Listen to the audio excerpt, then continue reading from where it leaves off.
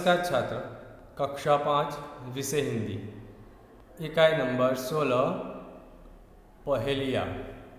पहेलियाँ यानी पजल्स, उखाना, इसके बारे में इससे पहले वीडियो में हमने सीखा था। कुछ पहेलियाँ भी देखी थी। पहेलियों को सुलझाना हमें बहुत अच्छा लगता है। पहेलियाँ सुलझाने पर क्या होता है, किस पर जोर पड़ता है?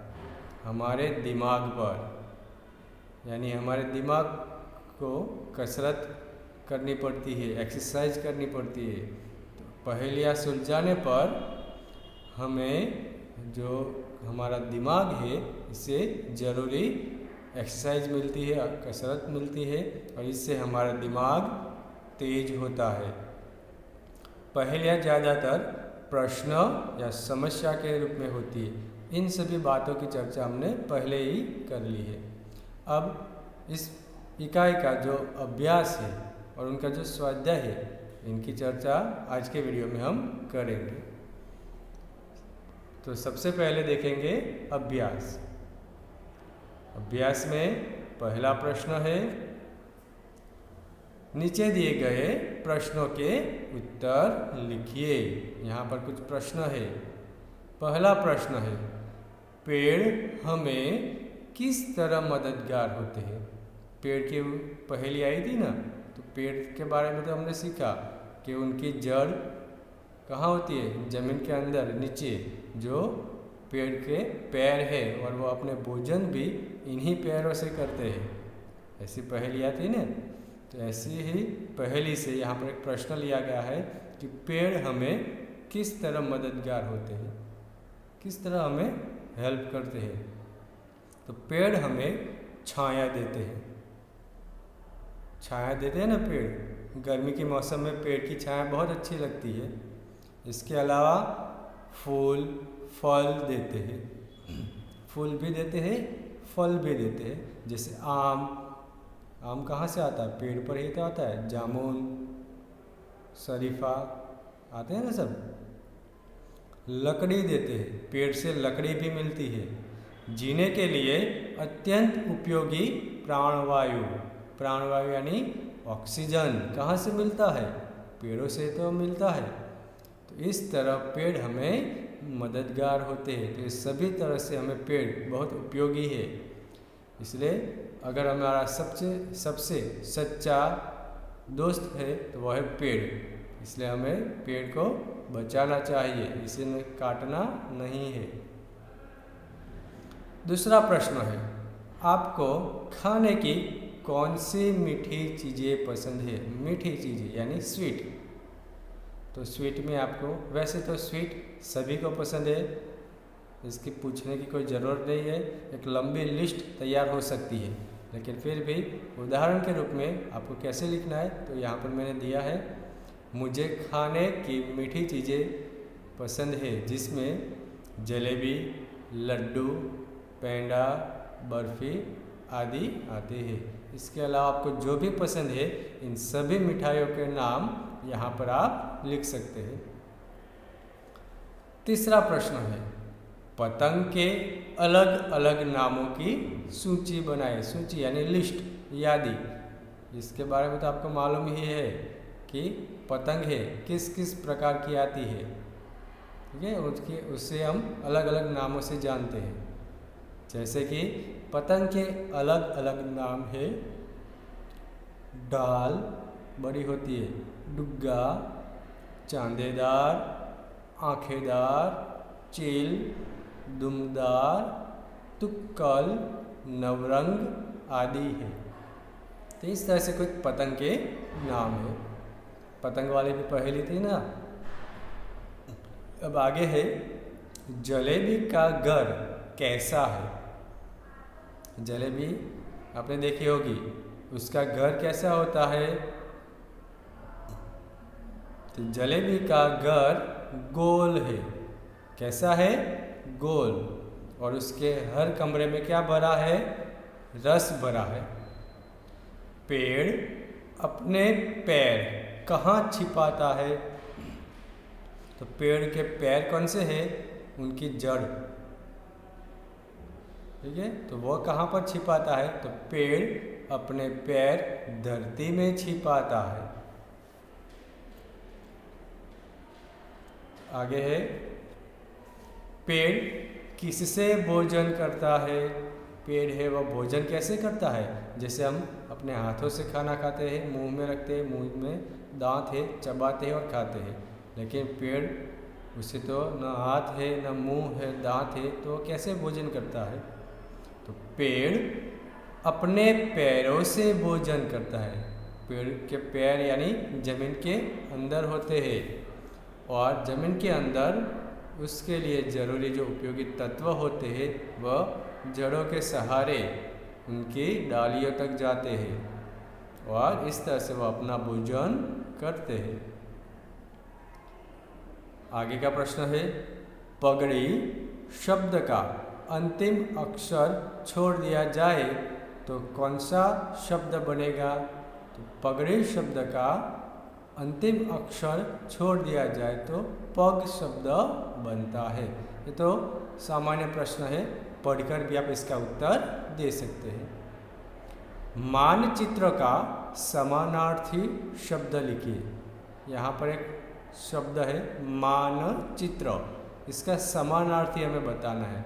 तो मानचित्र का समानार्थी शब्द नक्शा है। नक्शा, मैप। कागज का घोड़ा और धागे की लगाम पतंग के लिए कहा गया है। तो यहाँ पर एक प्रश्न है, कागज का घोड़ा और धागे की लगाम किसके लिए कहा गया है? तो ये किसके लिए कहा गया है? पतंग के लिए। तो कागज का घोड़ा यानी पतंग, और इससे हम जो डोर बांधते हैं इसे कहते हैं उसकी लगाम। जैसे घोड़े की लगाम होती है ना, तो उसी प्रकार से कागज का घोड़ा यानी पतंग और उसकी लगाम यानी इसकी डोर। पेड़ क्यों चल नहीं पाता? जैसे हम अपने पैरों से चलते हैं, यहाँ पर कहा गया है पेड़ अपने पैर धरती में छिपाता है, यानी पेड़ को पैर होते हैं, ऐसा पहले में कहा गया है। तो इसलिए यहाँ पर कहा है पेड़ क्यों नहीं चल पाते? इसके तो पैर है जो जमीन के अंदर है। तो इसका उत्तर है पेड़ अपनी जड़ों से एक जगह स्थिर है जमीन के अंदर, इसीलिए वह चल नहीं पाता है। अगर आप अपने पैरों से चलते हैं, वही पैर जमीन के अंदर हम डाल दें और उस पर मिट्टी डाल दें, तो क्या आप चल पाएंगे? वैसे ही पेड़ है अपने पैरों से नहीं चल सकता, क्योंकि उनकी जड़ें तो जमीन के अंदर थी। आगे है स्वाध्याय। स्वाध्याय में पहला प्रश्न है, पढ़कर समझिए और लिखिए। यहाँ पर आपकी किताब में जो शब्द दिए हैं वह विलोम शब्द है। विलोम यानी एक दूसरे के विरोधी अर्थ वाले शब्द, जिसे हम विरुद्धार्थी भी कहते हैं, विरोधी भी कहते हैं। ऐसे कुछ शब्द है, जैसे धरती, धरती नीचे होती है तो ऊपर क्या होता है? आसमान। धरती का विलोम होगा आसमान, आसमान ऊपर होता है। दूसरा है उठाता, यानी इसे उठाना, तो इसका विलोम होगा, विरुद्धार्थी होगा गिराता। तीसरा शब्द है ऊपर, इसका विलोम होगा नीचे। फिर है शुरुआत, तो इसका विलोम अंत। पांचवा शब्द है शहर, शहर यानी सिटी, तो इसका विलोम होगा गांव। गांव शब्द शहर का विलोम है। तो यहाँ पर तो आपकी किताब में ही सीधे विलोम शब्द दिए हैं, इसे आपको पढ़ना है, समझना है और फिर लिखना है। दूसरा प्रश्न है, उपयुक्त शब्दों का वाक्य में प्रयोग कीजिए। ऊपर जो विलोम शब्द दिए हैं, विरोधी शब्द है, इसका हमें वाक्य के अंदर प्रयोग करना है। जैसे पहला है धरती और आसमान, दोनों शब्द का वाक्य कुछ इस तरह से बनेगा, हम धरती पर रहते हैं। कहाँ रहते हैं? धरती पर। और आसमान का होगा, हम आसमान में नहीं रहते हैं। आसमान में रहते नहीं रहते हैं। तो इस तरह से वाक्य प्रयोग करना है। दूसरा है उठाता और गिराता। अच्छा आदमी लोगों को उठाता है। कोई गिरता है तो इसे उठाना चाहिए। भले इंसान लोगों की मदद करते हैं, गिरते हुए को उठाना चाहिए।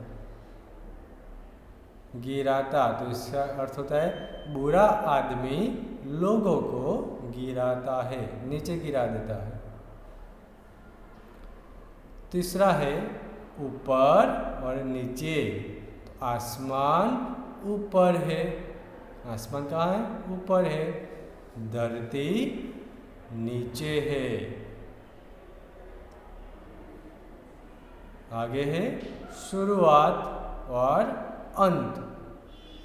इस नाटक की शुरुआत अच्छी है। कोई नाटक होगा तो इसकी शुरुआत अच्छी है। इस नाटक का अंत अच्छा नहीं है। इसका अंत यानी क्लाइमैक्स कैसा है? अच्छा नहीं है। अब है शहर और गांव। लोग शहर में रहना पसंद करते हैं। लोग कहाँ पर रहना? शहर में रहना। आपको भी शहर में रहना पसंद होगा। दूसरा है गांव। लोग गांव में रहना पसंद नहीं करते हैं। लोग गांव में रहना पसंद नहीं करते हैं। फिर आगे है प्रश्न नंबर 3। पढ़कर समझिए और लिखिए। यहाँ पर जो शब्द है वह है समानार्थी, सेम मीनिंग वाले शब्द। जैसे हर रोज तो हमेशा या प्रतिदिन भी होता है। दूसरा है पहाड़ यानी पर्वत। तीसरा है पेड़ यानी वृक्ष। चौथा है धरती, तो इसका है पृथ्वी। पांचवा शब्द है शीश, तो मस्तक। ये सभी एक दूसरे के समानार्थी शब्द है। अब इसका वाक्य में प्रयोग करना है प्रश्न नंबर 4 में। हर रोज और हमेशा का होगा मैं हर रोज दूध पीती हूँ। और हमेशा यानी मैं हमेशा दूध पीती हूँ। तो इस तरह से दोनों का हम वाक्य प्रयोग कर सकते हैं। फिर आगे है दूसरा पहाड़ और पर्वत। राहुल पहाड़ पर चढ़ता है। और पर्वत का होगा राहुल पर्वत पर चढ़ता है। फिर पेड़। पेड़ हमें छाया देते हैं। इसका समानार्थी वृक्ष, तो वृक्ष हमें छाया देते हैं। चौथा है धरती। धरती सूरज के आसपास घूमती है। धरती का समानार्थी पृथ्वी।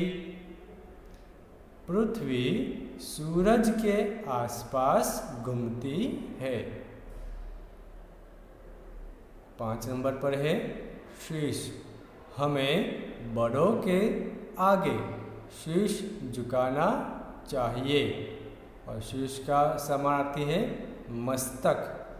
हमें बड़ों के आगे मस्तक झुकाना चाहिए। तो इस तरह से इसका वाक्य प्रयोग आपको करना है। तो कुछ समानार्थी शब्द है, विरुद्धार्थी शब्द है, दोनों आपको तैयार करने हैं। उनके वाक्य प्रयोग भी तैयार करने हैं। ठीक है। तो पहेलियों में जो अभ्यास और स्वाध्याय था इसके बारे में हमने चर्चा की है। ये आपको अपनी नोटबुक में लिखना है। ठीक है। धन्यवाद।